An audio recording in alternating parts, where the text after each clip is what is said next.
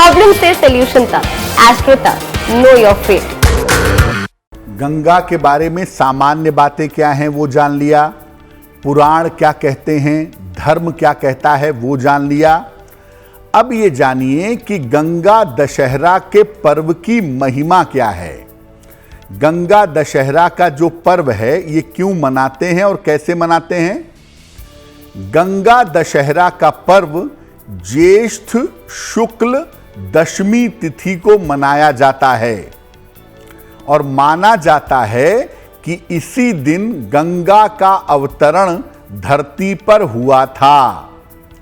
गंगा दशहरा के दिन गंगा नदी में स्नान करना, गंगा जल का प्रयोग करना और निर्धनों को अन्न का दान करना विशेष लाभकारी होता है। गंगा दशहरा के दिन गंगा की अगर आप आराधना करते हैं तो आपको पापों से मुक्ति मिलती है और व्यक्ति को मुक्ति और मोक्ष का लाभ मिलता है। देखिए, मुक्ति और मोक्ष देने की जो कृपा है वो ईश्वर के दो ही स्वरूपों में निहित है, एक भगवान शिव और दूसरे भगवान कृष्ण, जिनको तारक ब्रह्म की श्रेणी में रखा जाता है। तो जब आप मुक्ति मोक्ष चाहते हैं, जब आप अपने पापों का प्रायश्चित चाहते हैं, तो आपको भगवान शिव के साथ गंगा की पूजा करनी पड़ेगी। पहले भगवान शिव की पूजा करेंगे, उसके बाद उनके मस्तक पर विद्यमान गंगा की पूजा भी की जाएगी। जब आप गंगा की इंडिविजुअल पूजा करते हैं तो मुक्ति मोक्ष का रास्ता उतना मजबूत नहीं होता, लेकिन जब आप भगवान शिव के साथ गंगा की पूजा करते हैं तो पापों का प्रायश्चित भी होता है और मुक्ति मोक्ष का बेहतर मार्ग भी जीवन में मिल पाता है। तो अगर आपको पापों का प्रायश्चित करना है, मुक्ति चाहिए, अपने गलतियों के लिए क्षमा चाहते हैं, ईश्वर की कृपा चाहते हैं, तो भगवान शिव के साथ गंगा की पूजा करिए, वो आपके लिए ज्यादा बेहतर होगा। इस एड को स्किप करना तो बहुत मुश्किल है, पर लाइफ की प्रॉब्लम्स का सोल्यूशन ढूंढना आसान।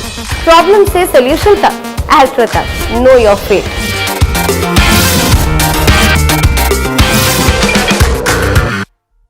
गंगा दशहरा का पर्व मनाएंगे कैसे, तरीका क्या होगा। देखिए, किसी पवित्र नदी में अगर गंगा नदी में नहाने का मौका मिल गया तब तो परमात्मा की बड़ी कृपा है, नहीं तो बहुत सारी पवित्र नदियां हैं, सरयू है, नर्मदा है।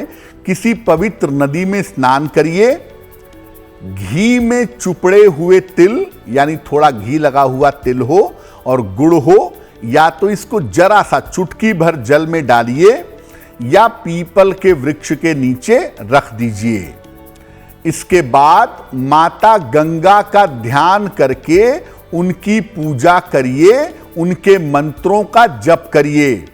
फिर बता दूं कि गंगा दशहरा पर जब आप माता गंगा की पूजा करेंगे तो आप प्रयास करें कि भगवान शिव के अंश के रूप में उनकी पूजा की जाए। पूजन में जो सामग्री आप प्रयोग करेंगे उनकी संख्या 10 होनी चाहिए। खास तौर से गंगा के किनारे 10 दीपक या मंदिर में 10 दीपक आपको जलाने चाहिए। और दान भी ऐसा कहा जाता है 10 ब्राह्मणों को करिए, लेकिन उनको जो दान करेंगे वो 16 मुट्ठी अनाज होने चाहिए, ऐसा नियम कहता है। देखिए, मैं ये कहूंगा कि आप गंगा स्नान करें, ध्यान करें और साथ ही साथ उसके बाद आप 10 दीपक गंगा नदी के किनारे जलाएं या मंदिर में जलाएं, घी के दीपक, और प्रार्थना करें। इसके बाद आप निर्धनों में अनाज का दान करें, जो भी अनाज आप कर सकें, या अगर भोजन कराना चाहें, भोजन का प्रयास करना चाहें तो वो भी आप कर सकते हैं। अगर ऐसा आप नियमित रूप से गंगा दशहरा पर करते जाते हैं, हर साल करते हैं ऐसा, तो आपके जीवन में पवित्रता पैदा होगी।